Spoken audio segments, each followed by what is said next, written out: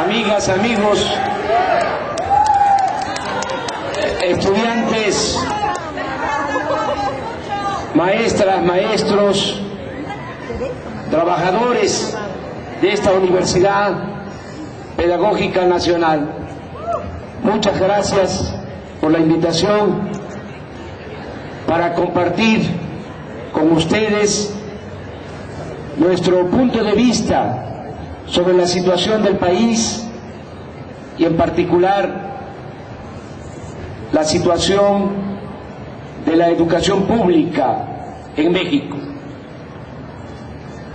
Todos sabemos lo que está sucediendo, aunque no todos los mexicanos alcanzamos a comprender el porqué de esta decadencia. Nosotros tenemos un punto de vista, sostenemos que caímos en esta grave crisis económica, de bienestar social, de inseguridad y de violencia por el predominio de un grupo, de una oligarquía que se ha venido adueñando de todo. Este grupo de potentados se conformó al mismo tiempo que se empezó a aplicar en México la llamada política neoliberal.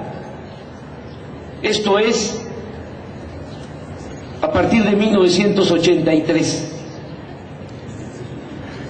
Esta política neoliberal, que no es más que una política de pillaje, de saqueo, se intensificó sobre todo durante el sexenio de Carlos Salinas. Es cuando se entregan bienes de la nación, bienes del pueblo, a particulares, nacionales y extranjeros. Se transfieren bienes públicos a un grupo de allegados a Carlos Salinas. Se entregan todos los bancos, 18 instituciones bancarias en un sexenio. Desde luego esta entrega se hace en un año. En promedio se entregó una institución bancaria cada 25 días. Desde luego se cubrió en apariencia toda la formalidad legal. Se llamó a subastas, pero de antemano ya se sabía a quién le iban a entregar un banco o una empresa pública. Un ejemplo muy claro es de que cuando ponen en venta Teléfonos de México, compiten Carlos Slim y Roberto Hernández. Le entregan a Slim Teléfonos de México con el compromiso de entregar poco después a Roberto Hernández Banamex, y le cumplen entregándole un banco. Así se repartieron empresas públicas. Entregaron también en ese sexenio todas las reservas mineras de la nación, 6 millones de hectáreas de reservas de oro, de plata, de cobre. ¿Cómo se prueba fehacientemente y de manera sencilla el que este grupo se hizo inmensamente rico con este reparto de bienes de la nación y del pueblo, y desde luego a costa del sufrimiento de la mayoría de los mexicanos? ¿Cómo se prueba? Es sencillo. Hay una revista especializada en finanzas llamada Forbes, que publica la lista de los hombres más ricos del mundo. En 1988, antes de Salinas, en esa lista de los hombres más ricos del mundo, de la revista Forbes, solo aparecía una familia mexicana, los Garzazada. Pero 6 años después de este saqueo, ya en la revista Forbes de 1994, aparecen 24 multimillonarios mexicanos, que en su conjunto acumulan en ese tiempo 48,000 millones de dólares en un sexenio. Este grupo pues siguió acumulando poder económico, riquezas, y también fue acumulando poder político, porque la política que se inicia en 1983, la llamada política neoliberal, sigue con Zedillo, es el que rescata los bancos, es el que convierte deudas privadas de unos cuantos en deuda pública, con la crisis de 1995. Zedillo también vende los ferrocarriles nacionales, continúa el saqueo. Desde luego Fox hace lo mismo, y hasta la fecha este grupo, al paso del tiempo, decía yo, no solo fue adquiriendo riquezas, como no ha sucedido en otros países del mundo, porque se puede pensar que esa es la lógica del capitalismo mundial. Sí, pero lo que se ha llevado a cabo en México no tiene comparación. Es un saqueo posiblemente mayor que el que se padeció durante los 3 siglos de dominación colonial. Desde luego, esta gente fue acumulando también poder político, y en la actualidad están situados por encima de las instituciones y son los que realmente mandan y deciden en el país. Todo lo demás es puro cuento. Eso de que vivimos en un Estado de Derecho no es cierto. Vivimos en un Estado de chueco. Eso de que las instituciones están al servicio del pueblo no es cierto. Las instituciones están al servicio de estos potentados, 30, que son los que se creen amos y señores de México. Desde luego, toda esta concentración de poder económico, poder político, generó en nuestro país pues un profundo desequilibrio. Se rompió el pacto social, y esta es la causa de la actual crisis económica, de bienestar social y, repito, de la crisis de inseguridad y de violencia. Porque en estos 28 años no ha habido crecimiento de la economía. ¿Qué les va a importar a ellos? Que se impulsen actividades productivas, que haya empleo. Si a ellos, con la economía especulativa y sobre todo con la corrupción, con el saqueo, siempre les va bien. Aquí podríamos hablar mucho sobre eso. Estamos padeciendo de una grave crisis, hay desempleo, hay carestía, pobreza, inseguridad, violencia. Y si vamos de nuevo a los datos de la revista Forbes, el año pasado, por ejemplo, Germán Larrea, minero, que Salinas le entregó, prácticamente le regaló la mina histórica de Cananea, en Sonora.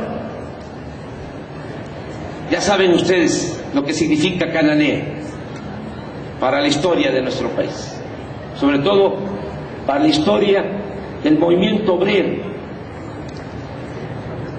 Bueno, ese señor, el año pasado en la revista Forbes, aparecía con una fortuna de 10.000 millones de dólares.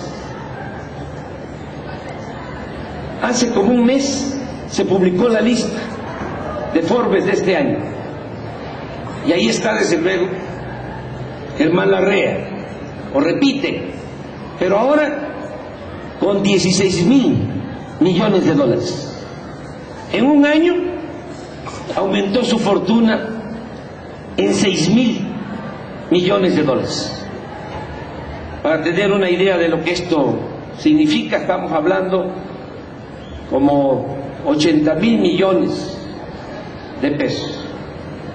A lo mejor estamos hablando como de 20 años de presupuesto de la Universidad Pedagógica Nacional. La ganancia de un año. El caso de Slim es también excepcional. El año pasado aparece en Forbes como el hombre más rico del mundo,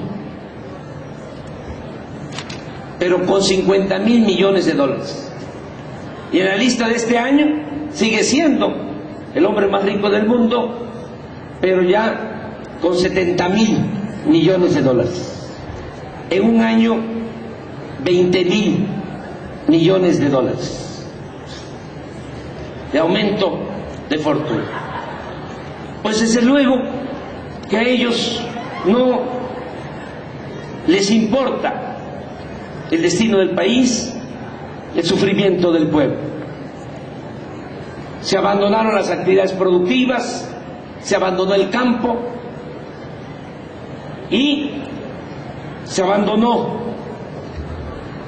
la política de desarrollo social y de seguridad social. Por eso, esta crisis que estamos padeciendo.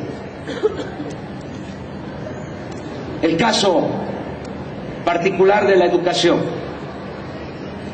Ustedes saben que han analizado este tema.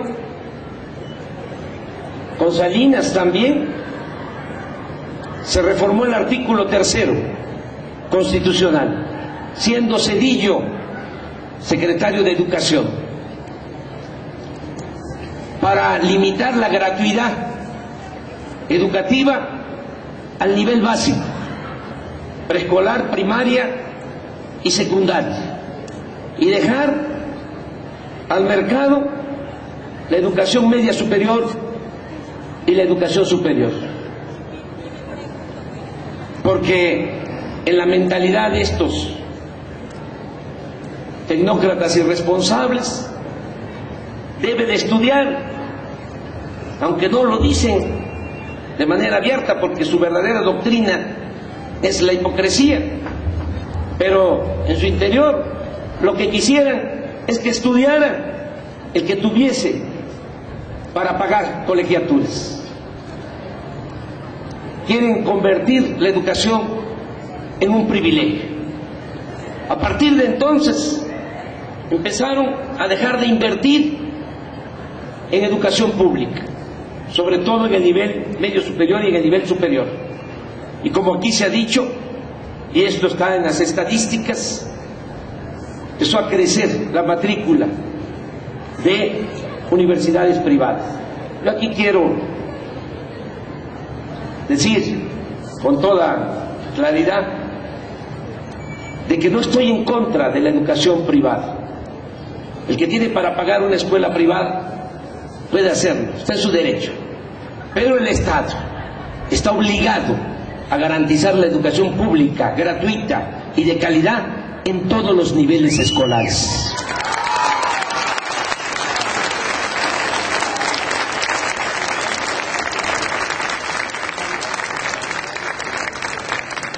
¿Qué es lo que ha provocado esta privatización de la educación?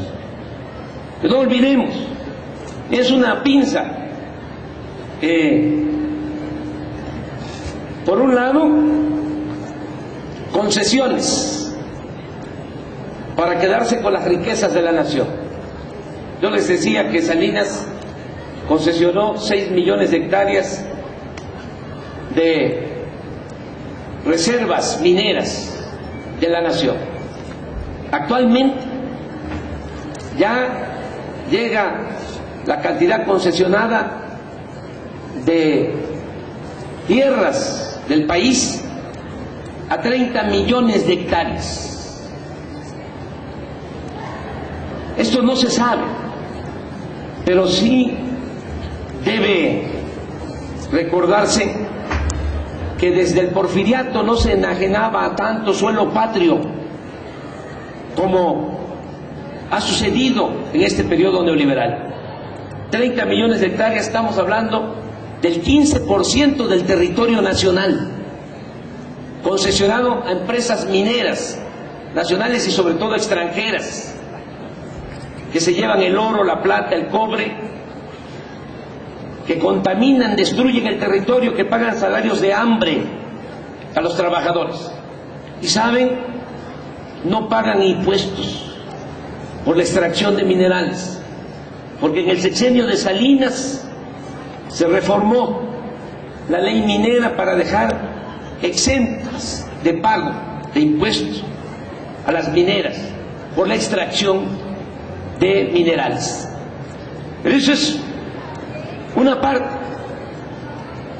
todo lo que tiene que ver con la política privatizadora. Pero lo otro es que han convertido el presupuesto público en un botín al servicio de una minoría rapaz. Entonces el presupuesto se viene utilizando para rescatar banqueros, para rescatar grandes empresarios, desde luego para mantener los privilegios de la alta burocracia, y cada vez es menos el presupuesto que se dedica al desarrollo, que se dedica a la educación, a la salud, a la vivienda, a la atención de las comunidades de los pueblos indígenas de México. En el caso de la educación, se dejó de invertir. Aquí en la Ciudad de México llevaban más de 20 años sin hacer una nueva universidad pública, hasta que se constituyó la Universidad de la Ciudad de México. Pero esto es un ejemplo, porque así ha sido a nivel nacional. ¿Qué ha ocasionado esto? Que cada año se rechaza alrededor de 300,000 jóvenes que no pueden ingresar a las universidades públicas, con el pretexto, y además ya como aceptado por muchos, de que no pasan el examen de admisión. Una mentira que se ha repetido tantas veces y que ya se ve como algo normal. ¿Por qué se les rechaza a los jóvenes? Porque no pasan el examen de admisión. Cuando no es cierto.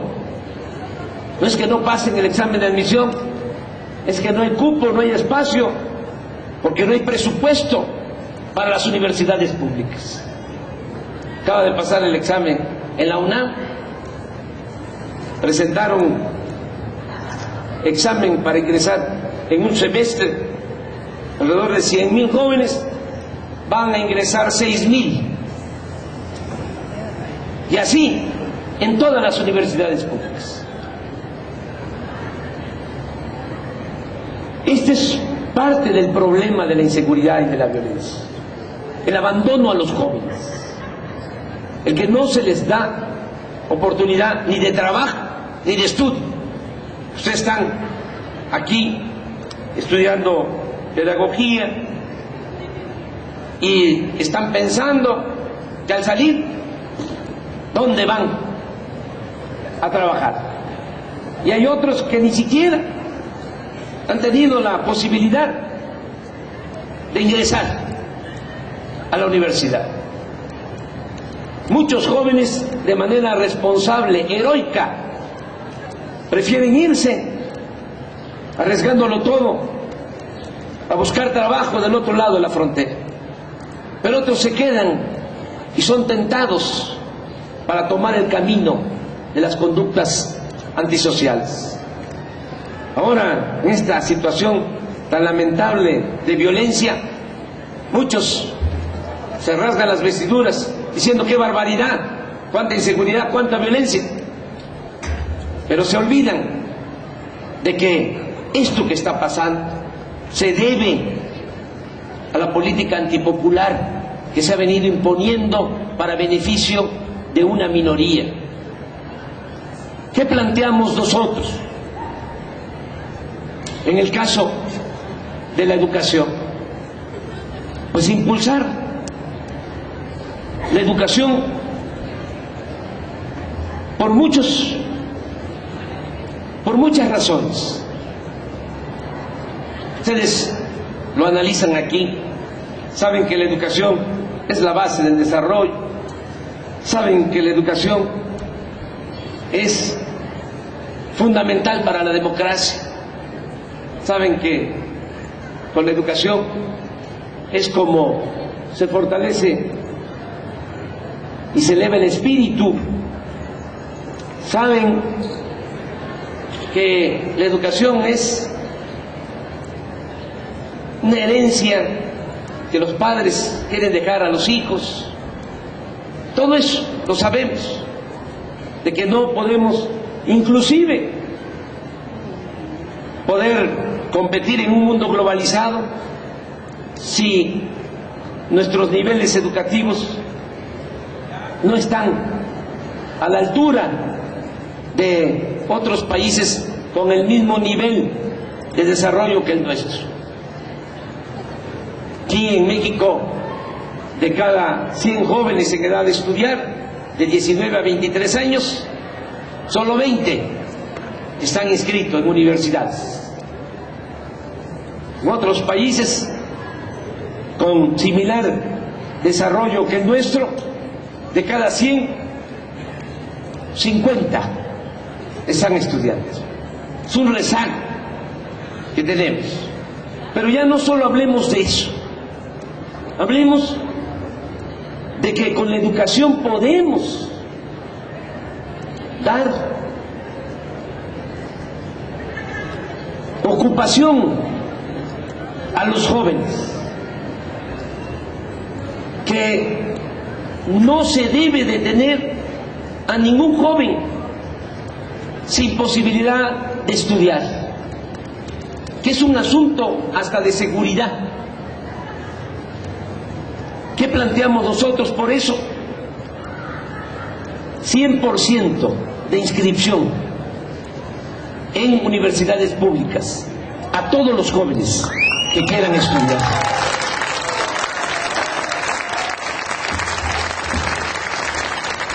¿Se puede decir? Eso es utópico. ¿De dónde va a salir el dinero? Miren, hace unos días en una entrevista con Carmen Aristegui le hacía las cuentas. La UNAM tiene un presupuesto de 26,000 millones al año, y con ese presupuesto se opera una universidad nacional importante que tiene 360,000 estudiantes, académicos y trabajadores. 360,000. con 26.000 millones de pesos al año. El presupuesto nacional es de 3.500.000 millones de pesos. 26.000 millones no es ni el 1% del presupuesto nacional.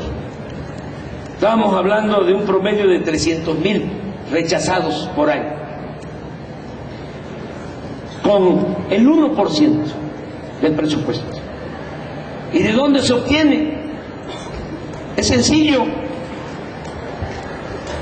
Claro que hay presupuesto, pero si se quiere el remedio y el trapito, bueno, que se quiten las pensiones millonarias a los expresidentes, por ejemplo. Ahí da como 500 millones de pesos. Que se elimine la atención médica privada de los altos funcionarios públicos. Ahí son como 6.000 millones de pesos. Se hacen hasta cirugía plástica a costillas del erario. Que se elimine la caja de ahorro especial para los altos funcionarios públicos. Otros 6.000 millones de pesos. Esto se lo voy a explicar, que es interesante, porque es difícil que lo vean por la televisión. Hay una caja de ahorro.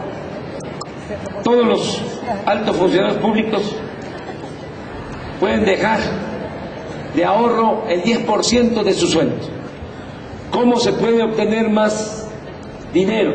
Pues que ya no se usen aviones ni helicópteros para funcionarios públicos, que no haya tanto viajes al extranjero, que no haya turismo político como se hace con funcionarios de los tres poderes, porque tiene que aplicarse esto por parejo. Es el poder ejecutivo, el legislativo y el judicial. Y desde luego reduciendo los sueldos de los altos funcionarios públicos. Es indignante que haya funcionarios que ganen 600.000 pesos mensuales, como los ministros de la Corte. Entonces sí hay de dónde obtener recursos para la educación. Es cosa nada más de que haya voluntad de cambio. Yo les invito a todas, a todos ustedes, a que luchemos por llevar a cabo un verdadero cambio en el país. A mí me dio mucho gusto estar aquí, me da gusto estar con ustedes. Yo percibo aquí, se siente de que aquí hay alumnos muy conscientes, que ustedes son como una vanguardia en lo que significan los estudiantes del nivel superior en nuestro país. Y esto, pues desde luego que implica que tienen maestros de primer orden y trabajadores democráticos. Esta es una muy buena universidad.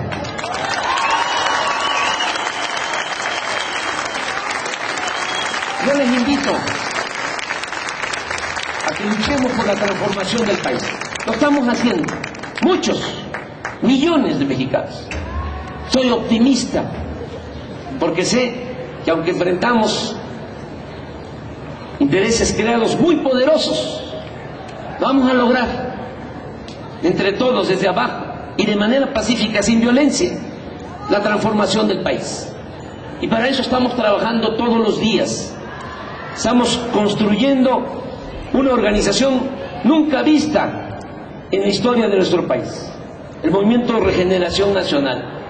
Ya tenemos, para que ustedes tengan una idea, 2.000 comités municipales en prácticamente todos los municipios del país. Hay un comité del Movimiento de Regeneración Nacional, integrado por mujeres, hombres libres, conscientes, todo hecho a pulso, desde abajo, con la gente, Pero ahora estamos organizando los comités seccionales, lo estamos preparando. Hay en nuestro país 65.000 secciones electorales. Una sección electoral comprende a 500 a 700 ciudadanos. Es donde se instala una o dos casillas. La meta es que tengamos a finales de este año 65.000 comités seccionales del movimiento. ¿Cuántos llevamos hasta ahora? Más de 26.000. Ya son miembros de estos 26.000 comités 100.000 ciudadanos, mujeres y hombres. Cuando lleguemos a los 65.000 comités a finales de este año, van a estar participando nada más en la dirección del movimiento, comités municipales y comités seccionales, alrededor de 250.000 ciudadanos. Algo, repito, inédito, nunca visto, porque solo así, con organización, vamos a poder lograr la transformación del país. Esa fue una lección que nos dejó la elección del 2006.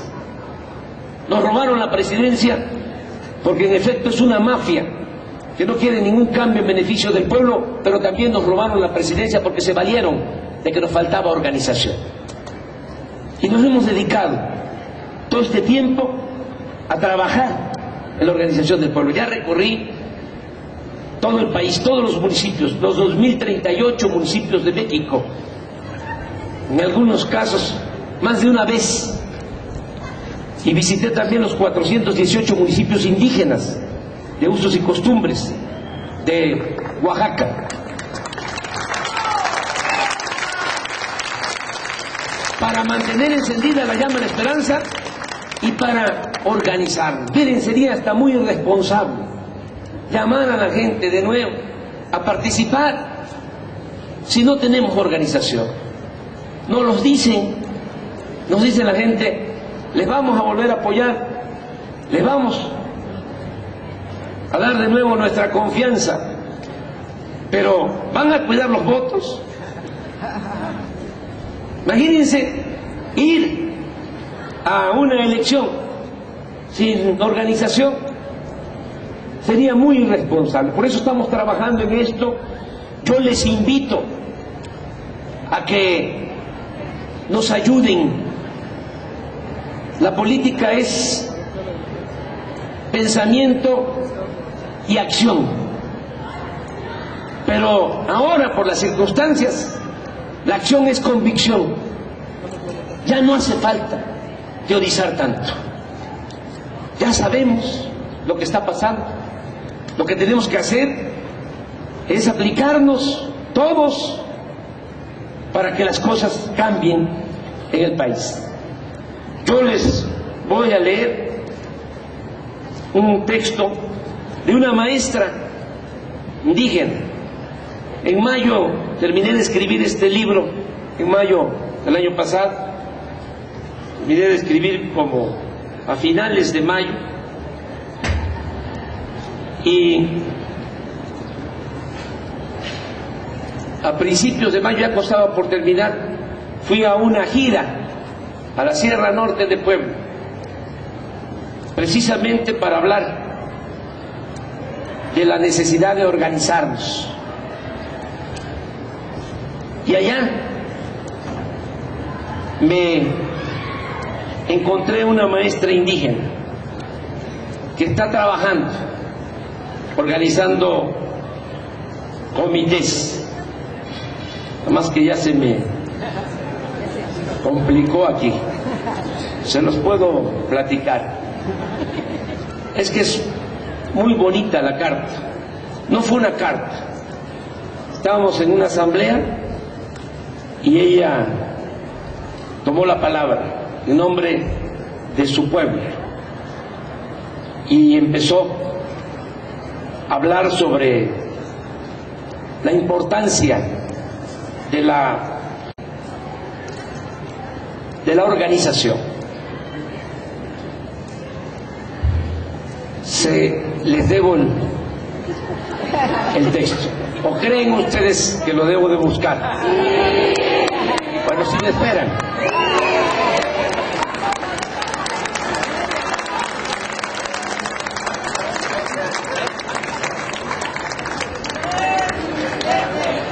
Aquí está. Con esto quiero terminar, que tiene que ver mucho con esta universidad. Dice: el 1 de mayo de 2010, en estas giras que hago por todo el país, asistí a una reunión de evaluación en Jicotepec con integrantes de los comités municipales de la Sierra Norte de Puebla, como lo estoy haciendo en todas las regiones del país para consolidar nuestra organización. Pues bien, en ese encuentro con cuadros dirigentes del movimiento, una maestra indígena de Pahuatlán leyó un manuscrito que con mucha claridad expresa lo que están pensando y haciendo muchos mexicanos para renovar la vida pública del país. La maestra Silvia Bay sostuvo: somos serranos, unos nativos y otros adoptivos, pero todos vivimos entre los montes, cerros, árboles, tierra, sol, lluvia, neblina, frío, calor, humedad, bellos paisajes y riquezas naturales. E irónicamente es una franja de la Sierra Poblana hacia el norte donde se concentran un alto índice de pobreza extrema, marginación y rezago educativo. Casas construidas de madera, techos de cartón o de plástico, niños desnutridos y con graves problemas de parasitosis, niños abandonados porque sus padres emigran a Estados Unidos, niños y ancianos desprotegidos, niños y ancianos que mueren por falta de atención médica, etc. Pero esta no es una queja, es solo nuestra realidad. Eso somos y contra eso luchamos. Somos Pahuatlán, que significa entre frontales. Estamos aquí, el comité de este municipio, hombres y mujeres, la mayoría profesores utópicos y soñadores, pero centrados en nuestra realidad, porque todos los días vemos y sentimos las injusticias de esta sociedad. Pero tenemos fe, porque la organización es la única forma de ganar la batalla, por lo que nos hemos dado a la tarea de caminar pueblo por pueblo y buscar a quienes también sueñan con un mejor país. Ahora estamos aquí, gente representativa de sus comunidades que forman parte de los comités. Menciona las comunidades, hombres y mujeres mestizos y nativos, hablantes del castellano y de las lenguas náhuatl y otomí, ya que en nuestro pueblo más del 50% de la población sigue defendiendo su naturaleza y su cultura indígena. Habla del comité y del trabajo y de lo que esperan para el 2002. Y bueno, sigue. Yo los invito, sigamos todos caminando, sigamos luchando y no caigamos en la desesperanza, porque esta es una forma de silenciar, de negar el mundo, de huir de él, y la deshumanización que resulta del orden injusto no puede ser razón para la pérdida de la esperanza, sino por el contrario, debe ser motivo de una mayor esperanza, la que conduce a la búsqueda incesante de la instauración de la humanidad negada en la injusticia.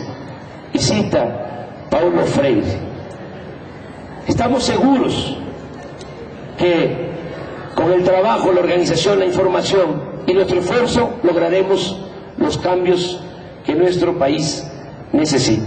Ese es el sentimiento de mucha gente que está trabajando desde las comunidades para buscar la transformación del país. Y yo termino también esta intervención, porque va a haber una sesión de preguntas y respuestas, diciéndoles que tenemos que apoyarnos mucho en Freire, en Paulo Freire, en ese criterio de la educación como práctica a la libertad. Una de las cosas más necesarias ahora es de que no solo se forme a profesionistas que aprendan fórmulas técnicas, sino que fundamentalmente hay una formación humanista de los estudiantes, de los profesionistas. Si no hay esta dimensión social, la educación no cumple con su propósito. Tiene que haber solidaridad, tiene que haber amor al prójimo, tiene que haber humanismo. Sí, es importante la técnica, pero por encima de eso está el humanismo, está la solidaridad, la fraternidad. No es posible que las universidades, los contenidos educativos se alejen. No se puede aceptar eso de la realidad social, de la realidad económica que se padece en nuestro país. Tenemos que ser muy solidarios y muy humanos. Por eso me da muchísimo gusto estar aquí con ustedes. Este es el camino, esto que están ustedes aquí aprendiendo en estos diálogos circulares con los maestros, en esta enseñanza-aprendizaje, esto que están haciendo ustedes. Y vamos hacia adelante, porque yo tengo mucha fe de que vamos a salvar a nuestro país, que vamos a sacar adelante a nuestro pueblo, que vamos a entregar buenas cuentas a las nuevas generaciones. Muchas gracias, amigos.